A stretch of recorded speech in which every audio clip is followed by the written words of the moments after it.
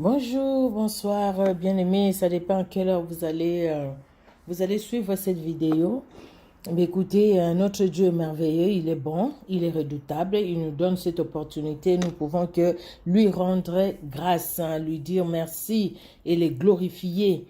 Et alors, par cette vidéo, en fait, c'est un constat que je fais et que je voulais bien partager avec les bien-aimés. C'est vrai, je l'avais fait déjà en Lingala et j'avais promis à une sœur qui était là et aux autres aussi qui m'ont demandé, hein, vraiment que Dieu vous bénisse. Écoutez, je ne vous oublie pas.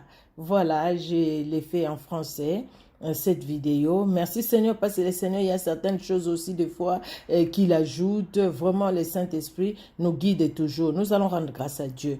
Merci Seigneur pour cette opportunité. Nous voici devant toi. Nous venons nous recommander à toi, tendre Père. Tu es notre Dieu, tu es notre roi et tu es tout pour nous, éternel Dieu d'amour. Laisse que ces moments t'honorent, toi le véritable Dieu, que ce moment t'honore, toi l'incomparable et l'inchangeable. Merci de régner à maître et merci de parler dans un cœur, dans le nom puissant de Jésus-Christ, que nous t'avons ainsi prié. Amen. Amen, amen. Alors, aujourd'hui, nous allons parler de ces sujets qu'on n'aborde pas souvent, en fait, la mort. Et dans la mort, nous voulons voir les lieux du deuil, là où il y a le deuil. Et c'est un lieu, les lieux du deuil, j'ai intitulé les lieux du deuil, un lieu d'enseignement et de prise de conscience. Comment toi, quand tu vas dans un lieu de deuil, là où quelqu'un est mort, quelle est l'attitude de ton cœur? Comment comment au fait tu vas à cet endroit-là? Comment tu y vas? Tu y vas parce que tout le monde y va, ou quand tu arrives sur place, il y a des choses auxquelles il t'arrive de réfléchir. J'espère vraiment que pour chacun de nous, c'est ce qui arrive. Nous réfléchissons. Et quand je regarde un peu, ou nous regardons, hein, vous aussi, nous regardons en fait ce qui se passe aujourd'hui. Vous êtes allé à un deuil, vous êtes allé à un endroit où quelqu'un est mort, à l'enterrement ou même au lieu où le deuil est organisé. Vous avez pu observer peut-être comme moi, vous avez constaté certaines choses, au fait les choses qui ne se passaient pas avant, mais qui se passent aujourd'hui. Les lieux du deuil, c'est devenu un lieu de rencontre. Les lieux du deuil, c'est devenu un lieu de commerce. Le lieu du deuil, c'est devenu un lieu de se concurrencer, la concurrence, ou de se montrer, de montrer ses habits, de montrer comment on a une belle démarche, de montrer comment on est bien maquillé. Aujourd'hui, vous allez à un lieu du deuil. Vous vous posez la question, c'est le deuil? Oui, parce que vous voyez les gens pleurer, les gens qui ont perdu un membre de la famille. Mais sinon, vous dites, mais non, où est-ce que nous sommes là? Dans une fête, un mariage? Parce que voilà comment, c'est vrai, il faut s'habiller, il ne faut pas aller sale, il ne faut pas, parce que il y a les deuils. Mais ce qui se passe aujourd'hui, n'est-ce pas une exagération un peu? N'est-ce pas une exagération? Nous allons lire. Nous allons voir dans la Bible ce que la Bible nous dit. Alors, dans Ecclésiaste 7, de 1 à 2, la Bible nous dit: une bonne réputation vaut mieux que le bon parfum, et le jour de la mort que le jour de la naissance. Mieux vaut aller dans une maison de deuil que d'aller dans une maison de festin, car c'est là la fin de tout homme. Et celui qui vit prend la chose à cœur. Alléluia. Mieux vaut aller dans une maison de deuil que dans une maison de festin. Car c'est là la fin de tout homme, et celui qui vit prend la chose à cœur. Voilà cette partie, cette dernière partie. Celui qui vit prend la chose à cœur. Comment est-ce que celui qui vit va prendre la chose à cœur? Sinon qu'en réfléchissant, dire, écoutez, cette personne qu'on voit ici à la morgue, cette personne qu'on voit ici couchée, cette personne-là a marché, cette personne-là a parlé, cette personne-là a réagi. Quand fois on lui a fait quelque chose. Cette personne-là s'est imposée quelque part. Cette personne-là était une personne comme moi. Cette personne-là avait peut-être beaucoup de bien ou pas, mais cette personne-là, c'est quelqu'un qui a vécu sur cette terre. Mais aujourd'hui, regarde, tel qu'il est là, le corps qui est là, les gens peuvent les bouger, les gens peuvent les prendre, même les jeter par terre. Les gens peuvent faire tout ce qu'ils peuvent faire. Il va pas réagir. Donc, réfléchir et dire, écoutez, aujourd'hui, lui, quand je vois cette personne qui est là dans son cercueil, ou cette personne-là, oui, qui est dans son cercueil, ou les gens qui rentrent même dans les chambres mortuaires, qui voient, au fait, comment le corps est étalé.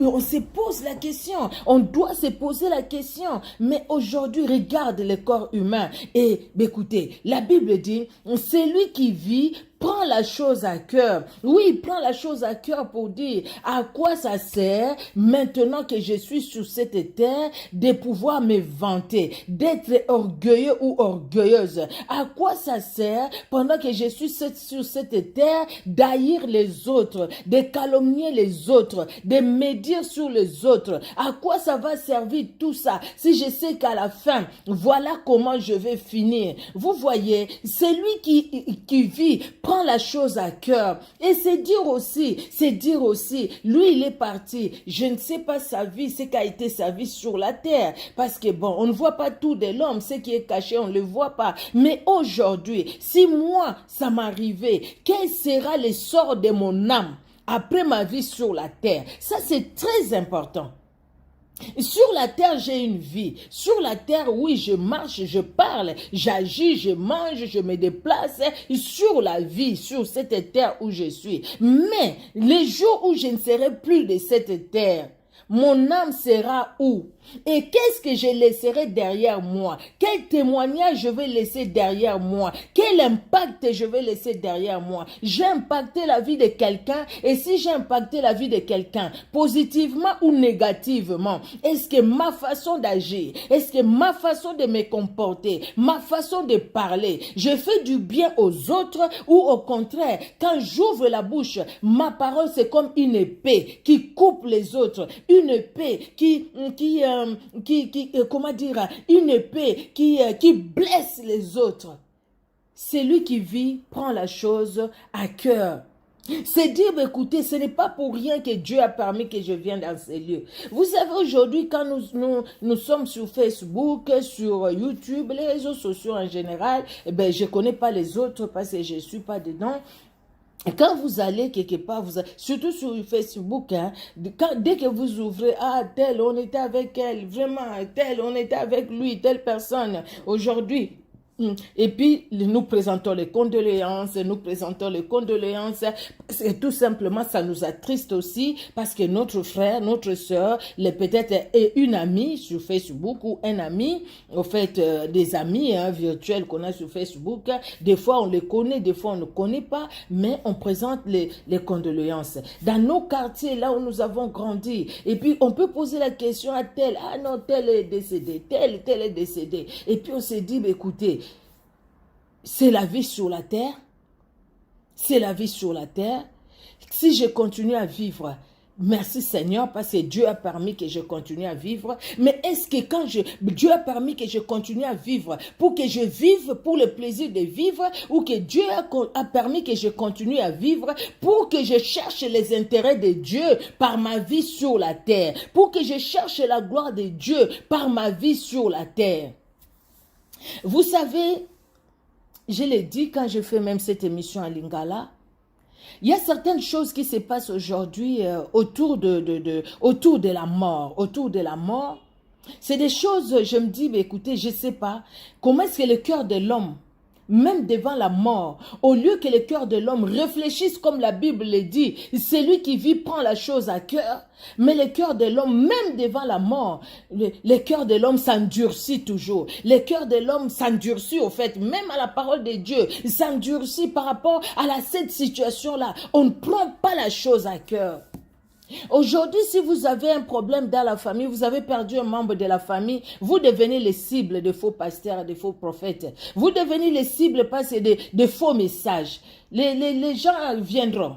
peut-être des personnes que vous connaissez ou même pas, des pasteurs, des prophètes, qui vous diront, ah non, il faut s'aimer, ah non, il faut renverser les autels. Les autels de la mort, il faut les renverser. Oui, c'est vrai, il faut renverser les autels de la mort. Oui, il faut soutenir l'œuvre de Dieu. Oui, non, il faut donner l'offrande. Il faut faire ceci. Oh non, sinon, je vois, l'esprit de mort est là. L'esprit de mort sur qui dans votre famille. L'esprit de mort est là. Vous savez, au fait, c'est comme si dans une famille, les gens perdent un membre de la famille, ces gens-là sont déjà faibles, ces gens-là sont tristes, ces gens-là, ils ont perdu quelqu'un de très important dans la famille, donc c'est les gens à consoler. Mais au lieu d'aller consoler ces personnes, au lieu que les gens aillent consoler ceux qui sont en peine pour la perte d'un être cher dans leur famille, qu'est-ce qu'ils font? Ils vont aller là-bas pour les enfoncer davantage. Il y a l'esprit des morts qui circule. L'esprit des morts, je vois, il faut s'aimer, il faut faire ceci. Ah non, vous savez s'il y avait cette mort, c'est parce qu'il y a cet arbre-là, c'est parce que les sorciers viennent par là, c'est parce que... Donc en fait, ils viennent encore s'aimer la peur dans les cœurs des personnes qui sont déjà tristes, en train de pleurer, ils viennent s'aimer la peur. Ils vous disent, si telle personne est décédée, c'est à cause de ça. Donc, il faut nécessairement que vous veniez à l'église où je prie. Venez là-bas. Moi, je vais prier. Je vais faire. Et nous allons prier. Venez avec l'offrande. Venez avec. Déjà, vous savez, les personnes qui ont perdu un membre de la famille, c'est les gens qui font beaucoup de dépenses. Ils font beaucoup de dépenses, surtout, moi je parle de chez moi. Quand je parle de chez moi, je parle du Congo. Enterrer quelqu'un au Congo là-bas, c'est devenu pas possible. Heureusement, maintenant, avec la situation actuelle, bon, on ne loue plus les salles comme c'était avant. Mais s'il fallait louer la salle, il ne fallait pas louer n'importe quelle salle quand même. Vous voyez? Vous louez la salle, les cercueils, l'endroit il faut enterrer. C'est vraiment compliqué. Il faut avoir des moyens. Et ces gens-là qui ont besoin peut-être d'un soutien financier, d'un soutien matériel, moral, spirituel par la prière, ces gens-là qui ont besoin de ces soutiens-là, au lieu que nous puissions les soutenir ou que vous puissiez les soutenir, vous allez, vous qui les faites, vous allez pour les décourager, pour les enfoncer encore, avec des messages, avec des prophéties, des fois qui ne viennent pas de Dieu, au fait. Des fois qui ne viennent pas de Dieu. Vous savez, je vous dis quelque chose parce que ce que je vous dis là, c'est des choses que j'ai vécues. Et j'ai beaucoup réfléchi sur ça, au fait. Je me suis dit, Seigneur, mais où allons-nous? Où va le monde? Où va le monde? Moi, j'ai perdu mon père. Je suis allée en 2016. Je suis allée pour l'enterrement de mon père. J'ai vu des hommes de Dieu qui sont passés, que je connaissais ou pas même, que je ne connaissais pas. Merci Seigneur, c'est une bonne chose, les hommes de Dieu qui passent, qui prêchent. C'est vraiment bien, c'est très bien, une très bonne chose. Mais dans tout ça, après l'enterrement, c'est là où les prophéties commencent. Les prophéties commencent. Ah, vous savez, vous devez faire. Ah, vous savez, vous devez faire. Mais mes soeurs, elles ont souffert. Elles ont souffert. Les messages, chaque fois. À un moment, je me suis levée, j'ai dit, écoutez, j'ai commencé à appeler ces gens-là pour dire, écoutez, donne-moi les numéros de téléphone. Je disais à ma soeur, donne-moi les numéros de téléphone. Donne-moi les numéros de téléphone parce que je vais appeler telle personne. J'appelle, j'ai dit, mon frère, mais c'est quoi ces messages-là que vous donnez à mes soeurs? Mais quelle peur vous mettez, vous sémez dans leur cœur? Mais pourquoi ça? Et puis maintenant, vous allez voir, ils commencent à couper les arbres, couper cet arbre-là. Et puis à la fin, ils viendront dire, ah non, le Saint-Esprit nous a mis à cœur et nous voulons faire l'église ici. Nous allons commencer l'église dans votre parcelle. Et puis après, quand vous dites que non, ici on ne veut pas qu'on fasse l'église, après vous allez voir leur vraie face. Ils commencent maintenant à prononcer des paroles de malédiction. Je me dis, Seigneur, c'est quoi cette histoire? Ils vous disent de s'aimer parce qu'il faut éviter la mort, il faut s'aimer, il faut renverser les autels et tout. Oui, vous s'aimez, vous renversez les autels. Mais après quelque temps, un mois même, un autre membre de la famille meurt. Ah non, c'est parce que vous n'avez pas sémé correctement. Il faut encore mieux s'aimer. Et puis après, vous avez encore un cas de décès.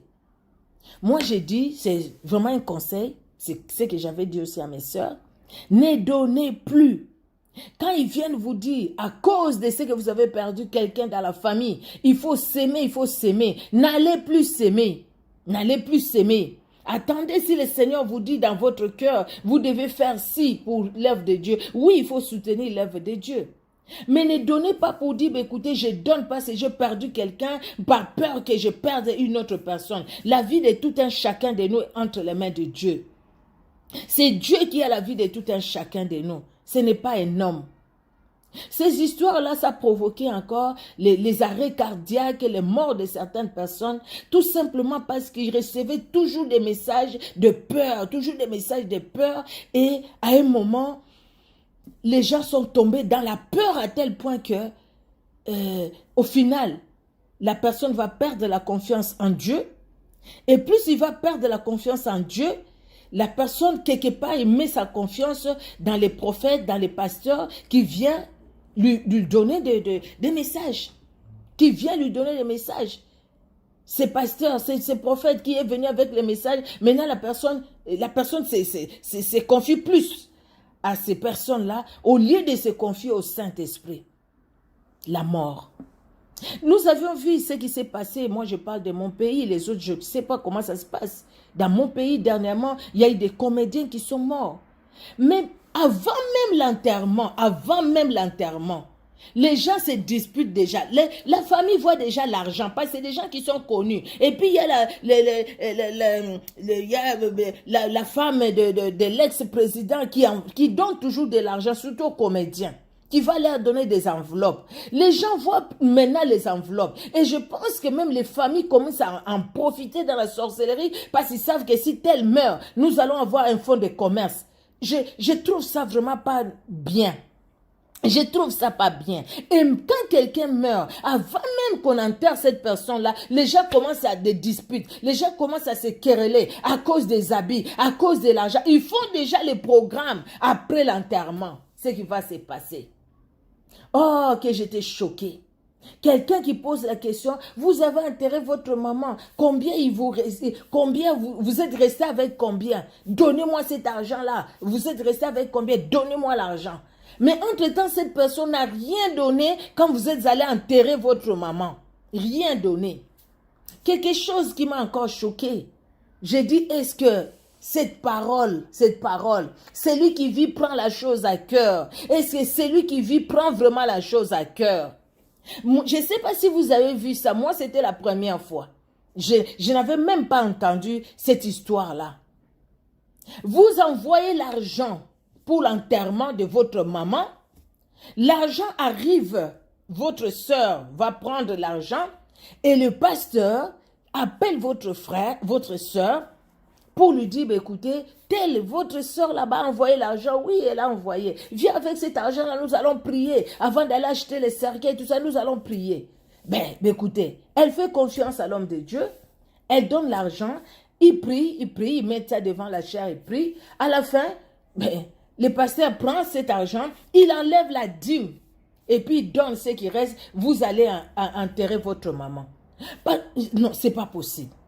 Est-ce que, je me suis dit, est-ce que celui qui vit prend la chose à cœur? C'est poser la question, pasteur. Tu te poses un peu la question, tu dis, ce que je suis en train de faire à ces personnes qui sont en douleur, en peine, à cause de la mort de leur maman. Déjà, l'enterrement, ça coûte trop cher. Maintenant, parce que l'argent est venu de l'Europe, donc il faudrait que toi, tu prennes la dîme sur cet argent-là. Je ne sais pas comment vous le trouvez, hein. Je ne sais pas. Comment vous trouvez cette histoire? Vous pouvez mettre les commentaires en bas. Chacun, peut-être que vous l'avez déjà vécu aussi. Moi, c'était la première fois, je ne connaissais pas cette histoire-là, de prendre la dîme sur l'argent qu'on a envoyé pour enterrer quelqu'un. Et pour le faire, on réfléchit un peu à ce que c'est que les personnes qui perdent quelqu'un sont dans la peine. Et même cette personne-là qui est décédée, ce corps-là doit être enterré dignement quand même.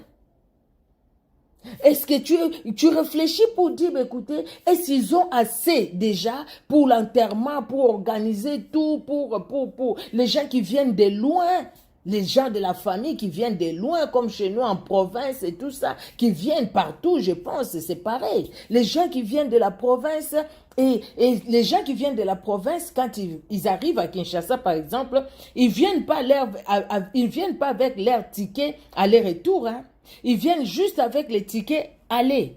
Les retours, c'est vous qui avez perdu un membre de la famille, vous avez perdu votre père, votre mère et tout ça, un membre de la famille très cher. C'est vous qui devez payer les billets des gens qui sont venus pour pleurer avec vous. Vous payez leurs billets pour qu'ils retournent chez eux. Tout ça, il faut quand même réfléchir. J'ai été choquée de voir une jeune fille très belle. Elle prend une photo, très bien habillée, très bien maquillée, avec de contouring et tout, très très bien. Elle prend une photo devant un cercueil où on voyait même les corps dedans. Et puis elle pose la question, elle a posté la photo sur Facebook, peut-être que vous avez vu ça. Et puis elle dit, mes amis, bonjour mes amis, comment vous me trouvez? Je suis au deuil de ma belle-sœur. Même si tu n'aimais pas la belle-sœur, tu ne peux pas aller jusqu'à ces points. Donc, prendre la photo avec les cercueils, les corps dedans, on voit les corps dedans. Et puis, les gens vraiment l'ont traité de sorcière. Les gens ont témoigné. Non, pas témoigné, mais les gens ont commenté, j'allais dire. Ils l'ont traité de tous les mots, cette fille-là. C'est des choses qui ne se faisaient pas avant, mais des choses qui se font aujourd'hui. C'est comme si aujourd'hui, moi, j'ai constaté, les gens qui perdent un membre de la famille, c'est eux qui sont en peine.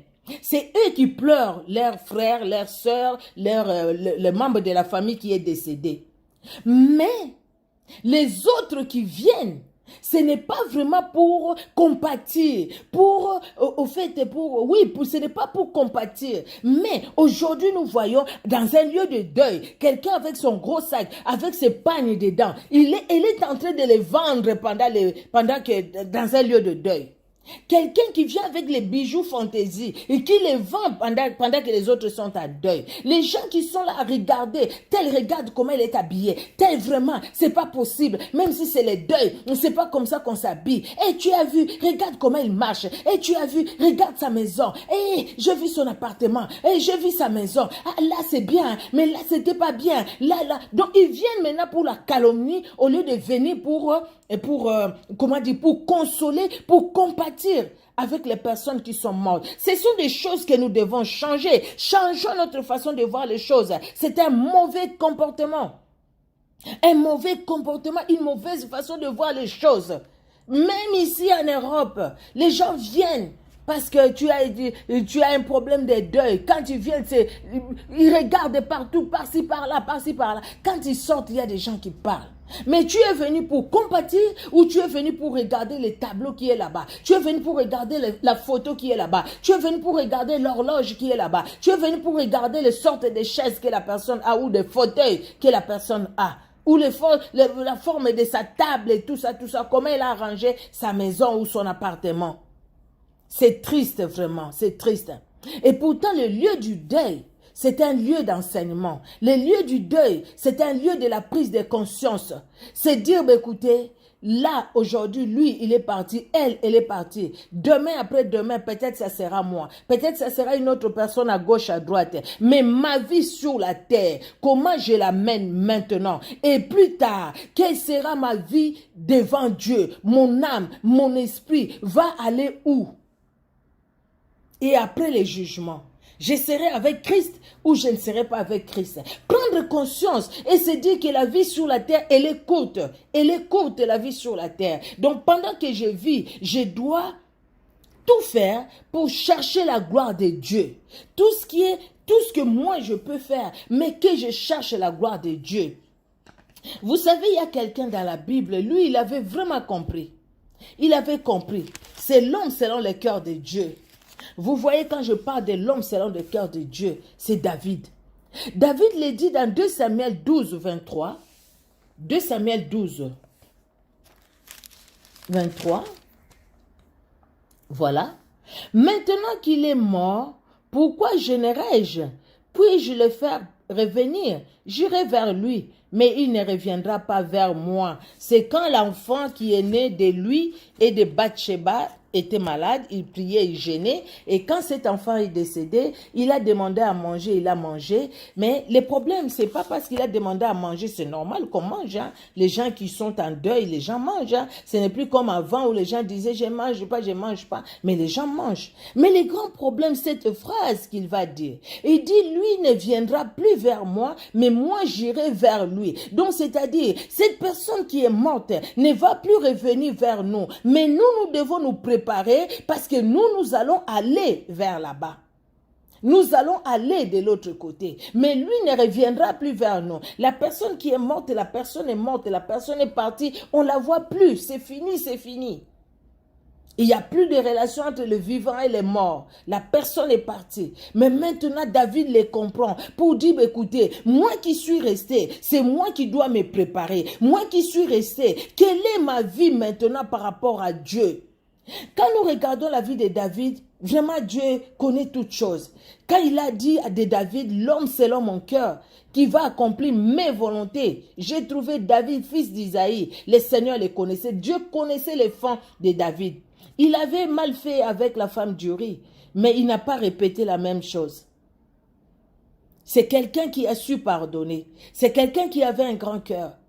Et quand nous refusons de pardonner, avec nos rancunes, avec nos rancœurs et tout, mais si Jésus-Christ revient aujourd'hui, ou si la mort te trouve pendant que Jésus-Christ n'est pas encore revenu, pendant aujourd'hui, demain, après-demain, quelle sera ta vie après?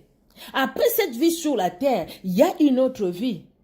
Et cette vie-là, l'âme ne meurt pas. Les corps retournent à la poussière. Les corps retournent à la poussière. La mort est entrée par les péchés. Oui, la mort est entrée par les péchés. Avant cela, il n'y avait pas la mort. La mort est entrée par les péchés parce qu'Adam et Ève ont péché. La mort est entrée. Jésus-Christ est revenu pour nous donner la vie éternelle. La vie de notre âme. La vie de notre âme.